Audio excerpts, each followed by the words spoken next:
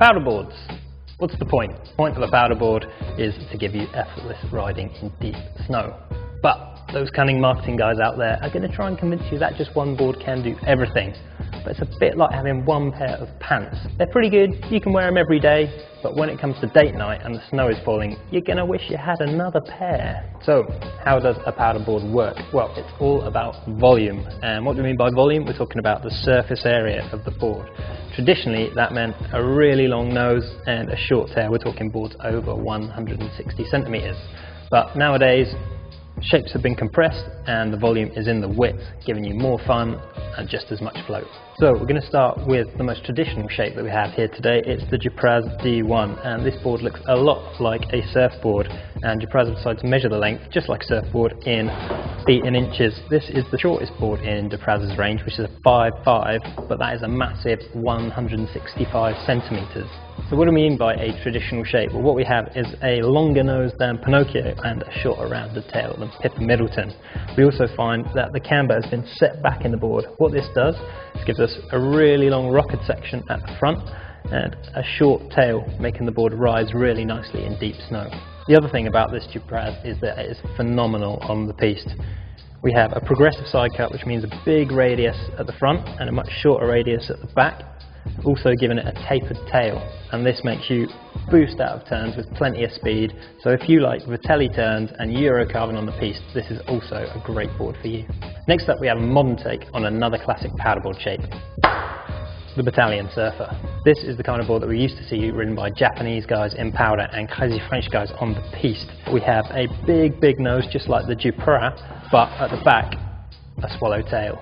It gives us a much longer effective edge, which is going to really help with grip on hardback. But this hollow section in the tail means you're still going to get that sink in the deep snow.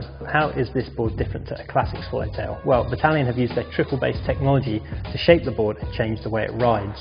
Down at the front here, we have this extremely pronounced triple base concave, combined with their side kicks at the front here to give you loads of float in snow, and it softens towards the back to give us stability on hardback. This, combined with mellow camber, makes the board great fun for carving and messing about on the piste as well. So we've checked out some classic paddleboard shapes, and now we are going to have a look at something much more recent. This is the Nitro Quiver Squash. Just like the first two boards, this is a directional board with regular camber, and like the Surfer, it has an albeit much shorter swallow tail. However, with this board, where we get the float from is this enormous square-shaped nose and extremely wide waist width. This board forms part of the fantastic Quiver series by Nitro Snowboards, and it is brought to you by the legends from Drinkwater, Brian Fox and Austin Smith. So as you can imagine, it's a much more freestyle focused product, but do not be fooled. Like the Dupraz, directional side cut is going to rocket you out of the turns, and it's a really aggressive board, so make sure you take control of it, otherwise it's going to grab you right in the pussy. Grab him by the pussy. All the boards we've checked out so far have been traditional camber snowboards, and what we're going to check out next is something very different. This right here is the Yes 420. Yes say that nothing will put a smile on your face like a 420, and that's pretty much spot on. However, there's a whole range of boards now available that mimic this 420 style. So at just 148 centimeters long, how does such a short board do that? The main difference is the extra width all the way down the board. Just look how wide this board is, right through the waist width all the way to the tail. This gives it a really surfy, manoeuvrable feel in powder. On the piste and side hits, this board also works really well. Its short, wide shape lends itself to jibbing and keeps it really agile. However, it's got a tapered shape and a deep side cut like some of the other boards we've seen, which means it can also hold an edge when carving. So all the other boards that we've looked at so far have been directional, but the last one that we're going to look at is a true twin.